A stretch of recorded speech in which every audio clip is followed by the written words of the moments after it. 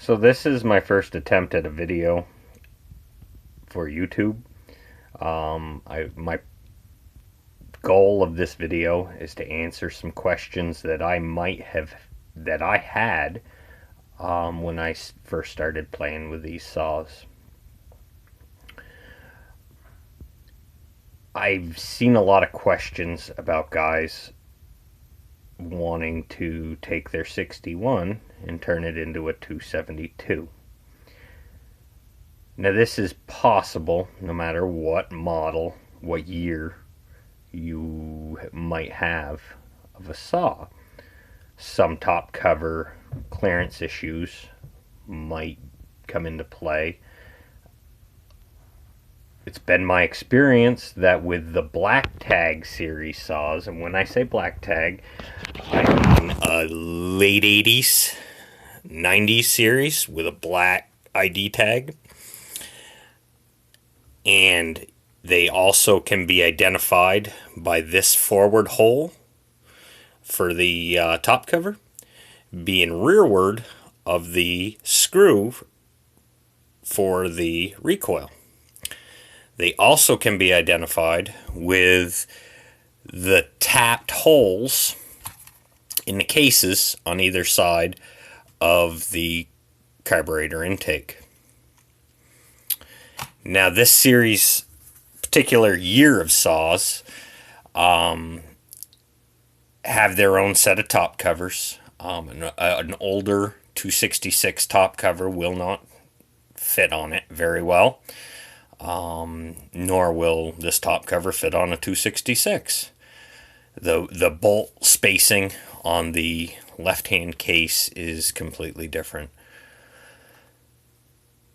The other problem that I ran into was I bought my rebuild kit and I didn't know it until I got right well into the build. I was excited. I thought I was on the home stretch, and then I found out that I was missing a couple O-rings that most kits just don't have.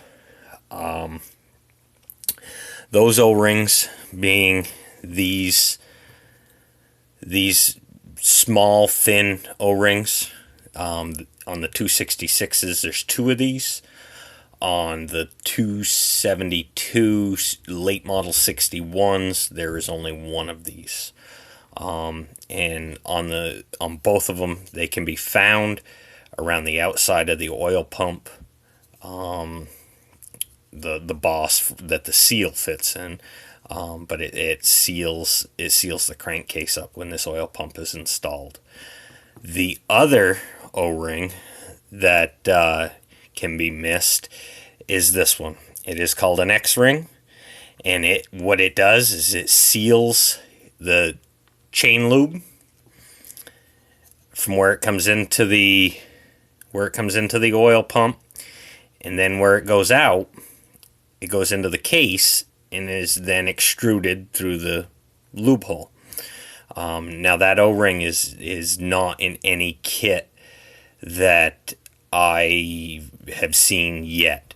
The most complete kit I have seen came from a fella in Canada, and he had gaskets, bearings, seals, plus two of these O-rings.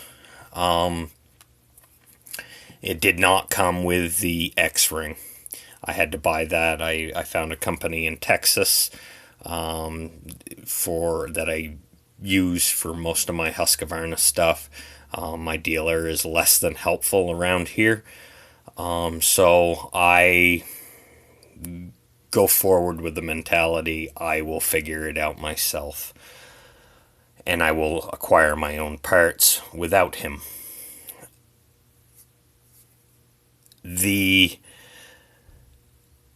other things that are different between the 266 and the 272 or late model 61 are the coil designs. And I have seen people, I have heard people ask, can I put a single coil on a 2-coil saw? The answer is no. There's just not enough material around this area, this being the 266, with a 2-coil design. The bolt holes are completely different. This area right here is completely different. There's not enough room or material here in the casting to grind it out and actually fit a single coil into this saw.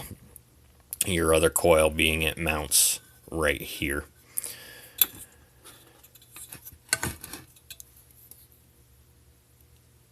The other problems that I have encountered that I wish I had known about is in the recoils. This particular recoil right here, I thought that I could put that on a 266. I'm glad that I had one and that I tried it before I went ahead and bought one. This particular recoil,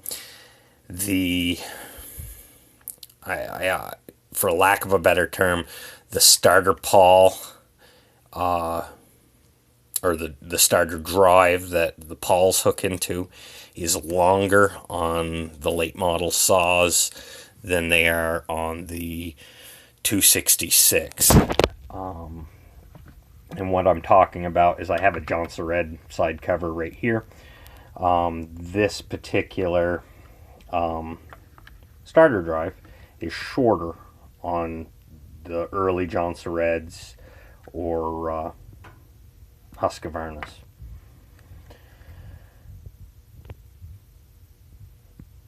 The only other things that might come into play mixing and matching these saws are the mufflers.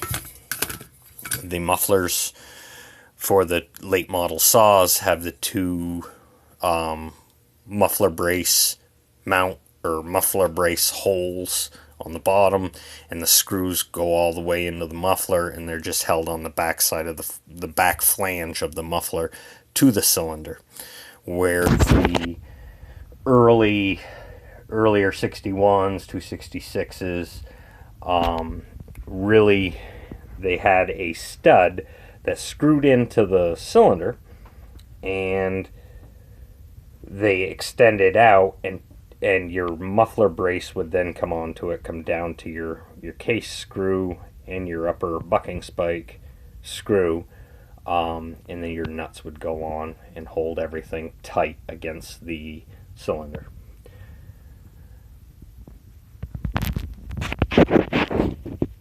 Again, this is not a I don't intend to make build videos. I really just want to make videos in line with questions that I might have had, or I did have, that I couldn't find the answers to, just to help other people out. There's lots of great videos on YouTube. Mr. Fleet Command does a great job with his videos. There's a fella, Donnie Boy, who does an awesome job with his step-by-step videos. But really, I mean, different things work for different people. For me, it worked better just to jump right in and figure out what I had and learn by trial and error. But I hope this video helps somebody out and kind of shows you some of the differences, you know, and debunks some of the common misconceptions of the differences in the late model saws versus the early model saws. All right, thanks a lot.